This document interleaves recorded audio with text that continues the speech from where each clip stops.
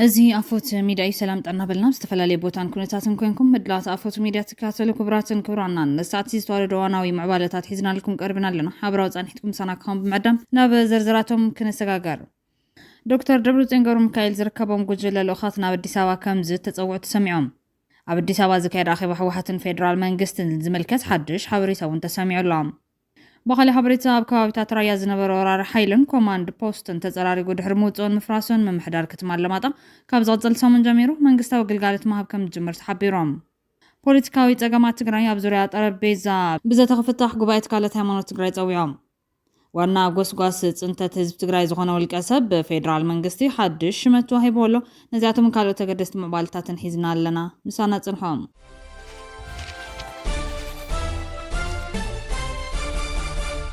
بقدامنت تميت حصاتن كاروت ماخلات مزابلتن حزب عالم زقالو تغارو تيكتوكرات كاب بريزيدنت جنرال تادس ورده ناي مسكانا ورقتو هيبوام تيغراي كاب دغه بنصبي حاجس لزيت الوط ولا كاب سنخوينات كلاتنا سونات انتخونا زلنا هفتي تاخخبنا كنسرح لنا يلوم بريزيدنت غزام حدار تيغراي ليتنال جنرال تادس ورده وحداتن قحت محور سباب حصات زكاير وعود صراحه مالت راح انتيكون سامل هاجر الون عالم لخلقستي كاب جفنا بجف زنقاقه بمخانو زناديلام از استغلصن عوتنت متخابتو تزطمته زته لعلوت حلفت سرح منقستي سوميا ميديان انقحت محبرسبن ابز ترخبلو مدرخيم بجت يكون كل نغرنات صبنا ስለዘይዋጽ بعلنا نوعلنا تحጋግዝنا صقماتنا كنقاللن كل حتوتاتنا بسلام كملاسن بخالي قصر ما تግራይ وشتاو هفتاتات طيما نداغ محويتن انصتن كتزلا نربارب ኢሎም እዚ እንተ ዘይኮይኑ ብሰንኪ ኩናት ዝበፅሐና መጠን ዕንወት ካብ ደገ ብምጽባይ ይፍትሐን እንተ ምንታይሲ ትግራይ መሃያ ሰራሕተኛታት ንምኽፋል ኣብ ዝተጸገመት ልዋን ዓርስና ንኸለሉ መድረኽ ክሳብ ንበጽሕ ቁጠባና ዓቕሚ ተጸዋርነቱ ከዓቢ ክንሰርሕ ኣለና ኢሎም ስለዝኾነ በጸጋሚ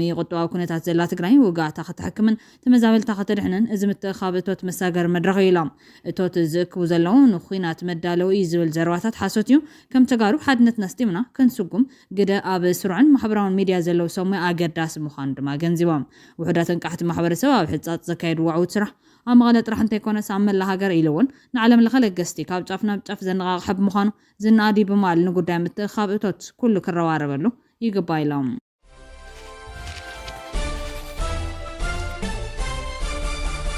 أفريقام مابزاتهم كتوام زتكرت امدو أمريكا مخان قليزهم عزازت إزاز أفريقا أمريكا جنرال داغوين أندرسون هاجرو عمل أفريقا نزقبر زاتهم التحقاز مسكتواه وفر بزيادة كتسمع معتسعر كم زلاب مقلات أبو كرباوان أبي تيبيا كينيان جوتن استقورت امدوتات كماكل نايتن عبيز غيزلو سقاتات ستان مفتاح مرقعن معوال النعبيز غيز زلو سفيح استراتيجي مخانة بمتكاس قليتهم بربعة لكاتي تاب ديجتال وغازيطا مقلاتي أبزهبو مبري جنرال أندرسون أبز غرباوان اسمكت المنستر قداتو أمريكا كريستوفر لاندو أمورو أفريكا زكايد وحبرا وعدت كم زازمون أبز أرشبرا زوباو تستان أمونغو مرقعن كتوا وعبيتن زلو متأسار زتكورا من بارون قليتهم أبي تيبيا مبل 9 عامات زغر حيلا أير تيبيا نمزكار أبز تغايد مريت أير تسألي من بسا كم زتساتفو زتغاس أندرسون نتنا وحوان تنحم حزنت ستا أمريكان إثيوبيان زغل مخانو أسميرولو عزاز أفريقام أب كينيا تماسال زتا كم استغايدن كاودما بأمريكان كينيان بحوار زمو الحدش موردي نفرتي المسرح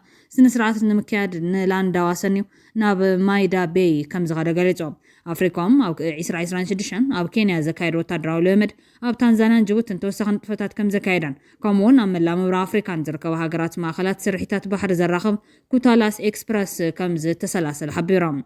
بخال حبريتا بكوابيتات رايا زنبر ورار حيلن كوماند بوستن تزراري قد حرموتون مفراسون من محدار كتما اللاماتا كابزات صلت من جميرو منقستا وقلقالت ما بكم جمر تحبيرام حزب كتما اللاماتا تكتما ناب نور من قصاصان كتملس لو ما يسران شمون تنطري خلتشن 10 شمون عام تمرت وفرت ريس اكايدوم اب قرباوان كابتن عامتات لمعاتا من قصاص عقيت واصنح كوماند بوست من العالس يودما حزب تا كتما تسفاساني او كتمونا صري ركب اب توفر زرخونا يم نورس كم زغلطو لمعاتا من قصاصان اب نور نكملس بعتو كم سر حبيرام كنتيبا محدار كتما اللاماتا يتموغس شفرا وبزسمعوا زربا حزبنا بزغبر كاي يستطنخر قالسي كتمانا حراوت يلا لمعاتنا كقالات فدما تودبنا لمعاتاو انطفتاتنا كنعمم يغبا إلهم بوع من قصاص نقدن لمعاتاو تفلت كتما لماتا انو حزب الاوان اب تحت كوماند بوست بمصنحه نزغفا عنوتن برسات انتقالي عم صنحه يفلتو محدار كتما لماتا كاب زغصل سمون جميرو منغستاو غلغالت ما كم زجمر تحبير الله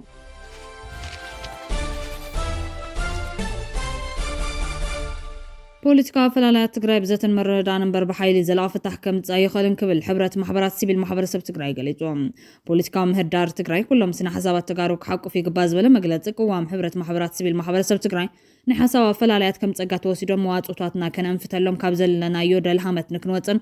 ፖለቲካዊ ምህዳር ትግራይ ፈላልያት ብስልጡንን ዲሞክራሲያውን ኣገባብ ብዛሊ መንገዲ ክመዓራርን ዲሞክራሲያዊ ምሕደራ ትግራይ ክመሓየሽን ይግባእ ኢሎም። ሕብረት ማሕበራት ሲቪል ማሕበረሰብ ትግራይ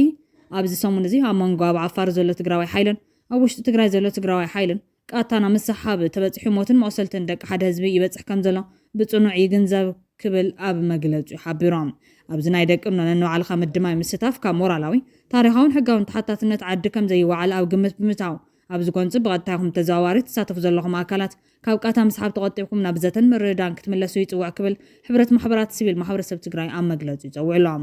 እዚ ግጭት ብሰላማዊ ኩነታት ብለዝብን ንክፍታሕ ኣቕሚ ዝፈቐደ ኣስተዋፅኦ ንምግባር ድሉው ምዃኑ ዝገለፀት ሕብረት እዚ ኣብ መንጎ ኣሕዋት ዝካየድ ዘሎ ግጭት እንተቐፂሉ ግን ኣባላትናን ህዝብን ብምልዓል ህዝባዊ ሰልፊ ምክያድ ሓዊሱ ኩሎም ዓይነት ሰላማዊ ተቃውሞታት ከም ነካይድ ክንሕብር እንደሊ ክብል ገሊጹሎም። ብኻሊእ ዜና ፖለቲካዊ ፀገማት ትግራይ ኣብ ዙርያ ጠረጴዛ ብዘተ ክፍታሕ ጉባኤ ትካላት ሃይማኖት ትግራይ ፀዊዖም። ኩሎም ኣብ መራርሓ ዘሎ ኣካላት ኣብ ትግራይ ዘሎ ኣሰካፊ ኩነታት ብእውነ ተረዲኦም ካብ ስምዒት ወፂኦም ፖለቲካዊ ፀገማት ትግራይ ኣብ ዙርያ ጠረጴዛ ረቢቦም ብዘተ ክፈትሑ ጉባኤ ትካላት ሃይማኖት ትግራይ ፀዊዖም። ቤት ፅሕፈት ጉባኤ ትካላት ሃይማኖት ትግራይ ነቲ ኣብ መንጎ መራሕቲ ትግራይ ዘጋጥም ፖለቲካዊ ኣፈላላይ ብሰላማዊ መንገዲ ብዘተን ጥራሕ ንምፍታሕ ዝተፈላለዩ መራሕቲ ሃይማኖትን ዓበይቲ ዓድን ትግራይ ዓብይ ናይ ሰላም ፃዕሪ ክገብሩ ምፅንሖም ሓቢሮም። ጉባኤ ትካላት ሃይማኖት ትግራይ ኣመራርሓ ትግራይ ካብ ስምዒት ወፂኹም ምንተ ህዝቢ ትግራይን ወላደ ትግራይን ንትግራይ ዝጎድኡ ኩሉ ይቕረየና ኢልኩም ፖለቲካዊ ፀገማት ኣብ ዙርያ ጠረጴዛ ረቢብኩም ብዘት ክትፈትሑ ይግባእ ኢሎም። እቲ ጉባኤ በብብርኩ ዘለኹም መራሕቲ ሃይማኖት ዓበይቲ ዓዲ ሲቪክ ማሕበራት ትግራይ ፖለቲካዊ ውዳበታት ትግራይ ኣዴታት ትግራይ ማሕበር መናእሰይን ደቂ ኣንስትዮን ትግራይ ዲያስፖራ ትግራይ ነጠፍቲ ማሕበራዊ ሚድያታትን ብሓፈሻ ስለ ትግራይ ይምልከተን እትብል ዘለኻ ኩልኻ ትግራዋይን ፈታዊ ትግራይን ጽባሕ ከምዚኣ ከይገብር ዝነበርኩ ዝብል ነስሓ ዋጋ የብሉን ኢለሎ። ኩሉ ትግራዋይ ዘይተቋርጥ ሰላም ትግራይ ብኸመይ ትመጽእ ዝብል ኣጀንዳ ሒዙ በዘለናዮን ዝኻልናዮን ኩሉ ናይ ሰላም ኣማኻሪትን ኣምባሳደራትን ሰላም ኮይና ሓቢርና ክንሰርሕ ጉባኤና ፍሉይ ጻውዒት ሰላም ኣቕሪቡላ ይብል ቤት ጽሕፈት ጉባኤ ትካላት ሃይማኖት ትግራይ ኣብ ዋናው ኩነታት ትግራይ ኣመልኪቱ ኣብ ዘውፅኦ መግለጺ።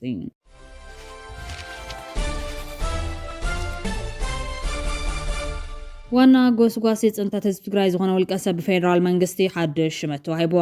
ዳንኤል ክብረት ኣካቢ ቦርድ ዩቢሲ ኮይኑ ይምዘዝ ኣሎ። ንሱ ኣብ እዋን ጆኖሳይዳዊ ኩናት ትግራይ ንጽንተትን መጥቃዕትን ሓያል ጎስጓስ ክካየድ ጸኒሑ እዮም። ኣቐዲሙ ኣባል ቦርድ ትካል ፕሬስ ኢትዮጵያ ዝነበረ ዳንኤል ክብረት ኣብ እዋን ሽመት ገዚፍ ከተዕበጊሱ ነይሩ። ሃገራዊ ባይቶት ሃገር ኣብ መበል 50 ዓመት መበል 14 ስሩዕ ጉባኤ ሽመት ሓደሽቲ ሚኒስትራት ኣብ ዘጽድቐሉ ተወከልቲ ትግራይ እቲ ዝውሃብ ዘሎ ሽመት ንህዝቢ ትግራይን ሕወሓትን ዘግለለ ከም ዝኾነ ክቃወሙ ጸኒሖም እዮም። ኣይተካሳ ዝበሃሉ ኣባላት ባይቶች ተሸወምቲ ሕጊ ኣኽበርቲ ድዮም ኣብ ምክኣል ዝኣምኑ ድዮም ብቕዓት ኣለዎም ዝብሉ ሕቶታት ኣልዒሎም ናይ ስልጣን ጻመን ንምርዋይ ከይኸውን ዝስራሕ ዘሎ ዝበሉ ኣይተካሳ እቲ በብመዓልቱ ዝቀያየር ሽመት ጸበል ዲ ክብሉ ሕቶ ኣልዒሎም እዮም። ክሽወም ዘለዎ ሰብ ዓቕሚ ዘለዎን ካብቲ ዛቲ ናይ ዓዘቕቲ ዘውፅን ክኸውን ኣለዎ ዝበሉ ኣባላት ባይቶ ተዘየለ ግን ነቲ ን27 ዓመታት ዝተዋሃለለ ሃፍቲ ዝማቐለ ይኮና እንደሊ ክብሉ ተዛሪቦም እዮም። ካሊእ ኣይተ ገብረ ዝጋብሔር ዝተባሃሉ ኣባል ዝነበሩ ድማ እታ ሃገር ኣብ ዓብይ ፀገም ኣትያ እናሃለወት እቲ ባይቶ ኣብዚ ክሰርሕ እናተገበኦ ሽመት ኣብ ምፍራስን ምፅዳቕን ይውዕል ኣሎ ክብሉ ቅሬታ ምስምዖም ይዝካር። ብተወሳኺ ገለ ኣባላት ባይቶ ኢትዮጵያ ኣብ ልዕሊ ኣባል ቦርድ ትካል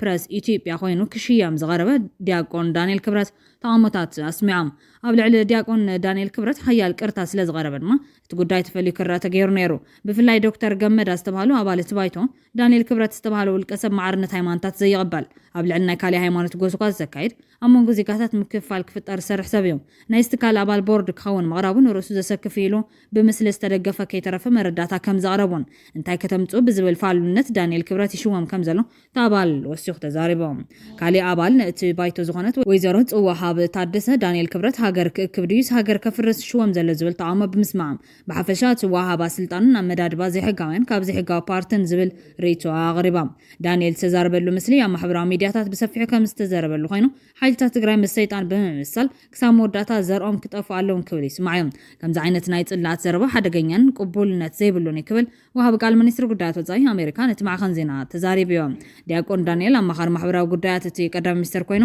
ኣባል ቦርድ ትካል ፕረስ ኢትዮጵያ እውን እዮም። ቅድሚ ኢሉ ሓላፊት ዩኤስኤድ ሳማንታ ፓወር ኣብ ኢትዮጵያ ብዝነበረ ዓውደት ኣብ ልዕሊ ትግራይ ብዝወሃበሉ ሰብኣዊ ክብሪ ዝትንክፉ ርእቶታት ተሻቒለ ክትብል ንሚኒስተር ሰላም ዘለዋ ስጋት ገሊጻ ነይራ። ይኹን እምበር ዘረባ ዲያቆን ዳንኤል ናይ መጀመርታ ብመንግስቲ ኣሜሪካ ትኩረት ዝረኸበን ዝተነቐፈን እዮም። ፈጻሚ ስራሕ ግሎባል ሴንተር ፎር ዘ ሪስፖንሲቢሊቲ ቱ ፕሮቴክት ዝተባለ ትካል ሲሞን ኣዳምስ ነቲ ማዕኸን ዜና ብዝሃቦ ቃል ዘረባ ዲያቆን ዳንኤል ብሓቂ ዘወኽን ጥንቃቐ ዝጎደሎን ኢሎም ወሲኹ ኣብ ኢትዮጵያ ብምኽንያት ብሄር ዘጋጥም መጥቃዕታት ብዝለዓለ ኩነታት ወሲኾም ክትርን ከለኻ ዳንኤል ብጠቕላላ ንተወለድቲ ትግራይ ዘይኮነ ብዛዕባ ሕወሓት ጥራሕ እዩ ዝዛረብ ዘሎ ኢልካ ክትግምት ከቢድ ይብል። ሽሙ ክግለጽ ዘይፈቐደ ሓደ በዓል መዚ ፌደራል መንግስቲ ግን ዳንኤል ናይ ውልቁ ስምዒት ተዛሪቡ ዝብሉ ኮይኖም ኩሎም ተወለድቲ ትግራይ ክጠፉ ይግባእ ከም ዝበለ ተዛሪቦም። እቲ ኣብ ወርሒ ጥቅምቲ 2013 ዓ.ም ዝተወልዐ ኩናት ትግራይ ናብ ጎረባብቲ ክልላት ኣምሓራን ዓፋርን ዝለሓመ ኮይኑ ኣብ ሰለስተ ክልላት ምኽንያት ሞትን ምምዝባለ ሰባትን ካውን ከሎ ሚልዮናትን ሓደጋ ጥሜት ከም ዝተቓልዑ ጸብጻባት ውድብ ሕቡራት ሃገራት ይገልጹ።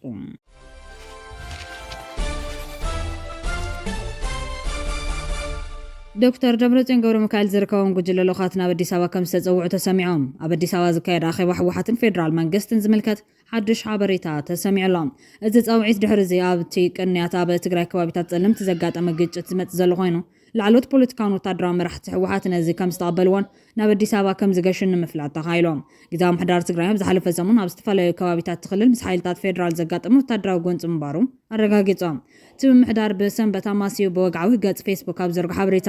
እቲ ግጭት መሰረታዊ ሕቶ ዘላቒ ፍታሕ ብዘይ ምርካቡ ዘጋጠመን ክፍጠር ዘይግብኦን ነይሩ ኢሎም። ፕረዚደንት ግዝያዊ ምምሕዳር ትግራይ ሌተናል ጀነራል ታደሰ ወረደ ብቐዳም ንክልላዊ ቴሌቪዥን ትግራይ ኣብ ዝሃቦ ሓበሬታ ሓይልታት ትግራይ ኣብ 2016 ዓ.ም ዝወፀ መደብ ምምላስ ተመዛበልትን ምምሕዳርን እቲ ከባቢ ኣብ ግምት ብምእታው እቲ ፕላን ንምትግባር ዝነበረ ኩነታት ኣጀንዳ ኮይኑ ዝመዓራረየሉ ነገር ንምፍጣር ዝዓለመ እዩ ነይሩ ኢሎም። ሕብረት ኣፍሪካ ሓዊሱ ዋና ጸሓፉ ድሕራት ሃገራትን ካልኦት ትካላትን እቲ ጎንፂ ብህፁፅ ጠጠው ኢሉ ፖለቲካዊ ዘተ ክቕፅል ክምሕፀኑ ዝጸንሑ ኮይኖም ሕወሓት ኮነ ጀነራል ታደሰ ወረደ እውን ብኩናት ዝፍታሕ ነገር ከም ዘየለ ምግላጹ ይፍለጡ እዮም። ድሕሪ እዚ ድማ ካብ ሕወሓትን ግዝያዊ ምምሕዳርን ዝተውጻጽኡ ልኡኻት ናብ ኣዲስ ኣበባ ከም ዝኸዱን ኣብ መቐለ ኣብ ዝተኻየደ ኣኼባ ሕወሓት ድማ ነዚ ውሳነ ከም ዝተወሰነን ይግለጸሎም። እቶም ልኡኻት ኣብ ኣዲስ ኣበባ ብዝህልዎም ጻንሒት ነቲ ዝቐነየ ጎንፂ ዘርግእ መንገዲ ሰላም ክመርጹን ዝሐሸ ልዝብ ክገብሩን ተስፋታት ተነቢሩሎ። እቲ ልኡኽ ብፖለቲካዊ ኣመራርሓ ሕወሓትን ወታደራዊ ኣዘዝትን ዝሓቖፈ ምዃኑ ምንጭታት ኣመላኺቶም። ብመሪሕነት ፕረዚደንት ግዝያዊ ምምሕዳር ትግራይ ጀነራል ታደሰ ተመሪሑ ናብ ኣዲስ ኣበባ ከም ዝኣትው እውን ይሕበረሎ።